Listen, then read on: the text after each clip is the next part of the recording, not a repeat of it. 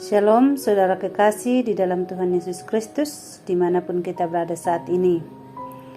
Kiranya damai sejahtera dari Allah yang melampaui segala akal dan pikiran selalu memelihara hati dan pikiran kita dalam Tuhan Yesus. Melalui program Roti Hidup, kita akan bersama-sama menikmati persekutuan dengan Bapa kita di surga dalam doa dan mendengarkan firman-Nya. Sebelumnya, mari berdoa. Ya Tuhan kami, betapa agung dan mulia namamu. Namamu masyhur di seluruh bumi. Kami datang dalam kerendahan untuk bersekutu dengan Engkau. Namun, siapakah kami ini ya Tuhan? Kami manusia hina dan tercela karena dosa dan pelanggaran kami. Karena itu kami mohon ampun.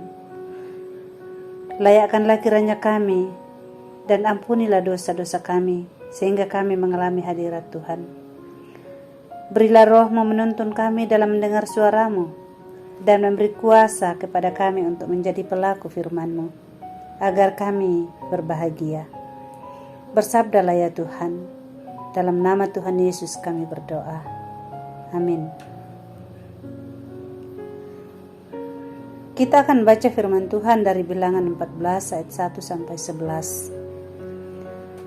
Lalu segenap umat itu mengeluarkan suara nyaring dan bangsa itu menangis pada malam itu.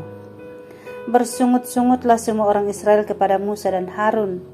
Dan segenap umat itu berkata kepada mereka, sekiranya kami mati di tanah Mesir atau di padang gurun ini. Mengapakah Tuhan membawa kami ke negeri ini supaya kami tewas oleh pedang dan istri serta anak-anak kami menjadi tawanan? Bukankah lebih baik kami pulang ke Mesir? Dan mereka berkata seorang kepada yang lain, baiklah kita mengangkat seorang pemimpin lalu pulang ke Mesir. Lalu sujudlah Musa dan Harun di depan mata seluruh jemaah Israel yang berkumpul di situ. Tetapi Yosua bin Nun dan Kaleb bin Yefune yang termasuk orang-orang yang telah mengintai negeri itu mengoyakkan pakaiannya dan berkata kepada segenap umat Israel, negeri yang kami lalui untuk diintai itu adalah luar biasa baiknya. Jika Tuhan berkenan kepada kita, maka Ia akan membawa kita masuk ke negeri itu dan akan memberikannya kepada kita suatu negeri yang berlimpah-limpah susu dan madunya. Hanya janganlah memberontak kepada Tuhan dan janganlah takut kepada bangsa negeri itu, sebab mereka akan kita telan habis. Yang melindungi mereka sudah meninggalkan mereka, sedang Tuhan menyertai kita. Janganlah takut kepada mereka.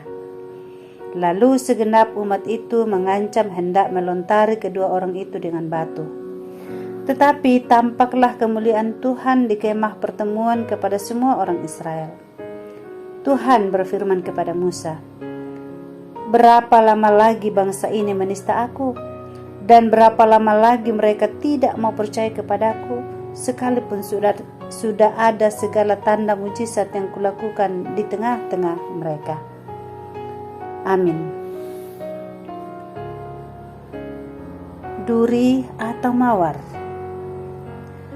Ada kisah demikian.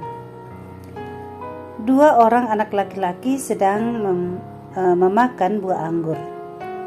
Salah seorang dari mereka berkata, anggurnya manis ya. Dan yang seorang berkata, memang, tapi bijinya banyak sekali. Nah, sembari berjalan menyusuri kebun, anak yang pertama berseru, lihat, mawar-mawar merah yang besar dan indah itu. Anak yang satunya berkomentar, mawar itu memang indah, tapi penuh duri. Saudara-saudara yang dikasihi dalam Tuhan, banyak orang seperti anak yang berpikiran negatif dalam cerita di atas. Mereka senantiasa memandang kehidupan ini melalui kaca yang gelap. Seperti halnya orang-orang Israel dalam kitab suci yang kita baca hari ini. Mereka mengeluh dan bersungut-sungut ketika seharusnya mereka memuji Tuhan atas pemeliharaannya yang murah hati. Namun syukur kepada Allah, tidak semuanya demikian. Ada orang-orang yang memerhatikan sisi-sisi positif dan mereka tampak ceria, gembira dan bersyukur kepada Tuhan. Itulah Yosua dan Yefune bin Kaleb. Mereka bersikap realistis terhadap sisi suram kehidupan, tetapi tidak cemberut dan rewel. Saudara, kita dapat mengatasi pikiran yang negatif.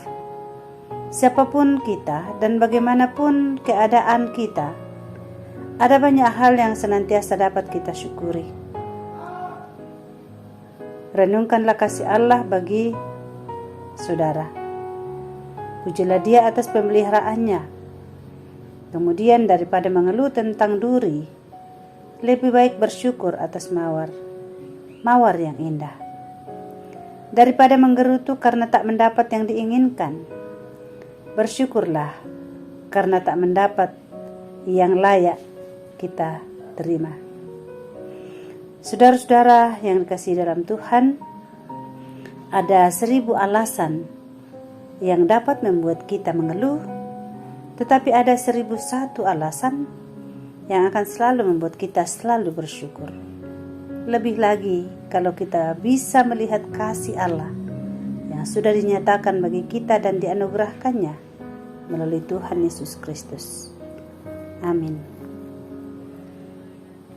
Mari kita berdoa. Bapa di dalam surga, terima kasih Engkau sendiri yang sudah berfirman kepada kami saat ini. Biarlah kami selalu belajar bersyukur kepadamu. Sekalipun dalam hidup kami, terkadang kami hanya bisa mengeluh, tetapi kami boleh bersyukur oleh firman-Mu saat ini. Engkau mengajar kami untuk selalu bersyukur kepada Tuhan, karena sesungguhnya kasih dan pemeliharaan-Mu sempurna atas kami. Terima kasih Bapa di surga. Saat ini hamba-Mu berdoa buat semua yang mendengarkan firman-Mu saat ini. Berkati mereka satu persatu ya Tuhan, dalam kehidupan mereka, baik secara pribadi maupun dalam kehidupan keluarga. Berkati mereka dalam perjuangan hidup mereka dan karuniakan keberhasilan, baik yang bekerja, yang berjuang di berbagai tempat, dalam berusaha maupun dalam studi mereka. Berikan keberhasilan ya Tuhan. Yang sementara bergumul oleh karena berbagai sebab, Tuhan beri jalan keluar. Terima kasih Bapa dalam surga. Ini doa kami, permohonan dan syukur kami. Dalam nama Tuhan Yesus Kristus, kami berdoa kepadamu. Amin.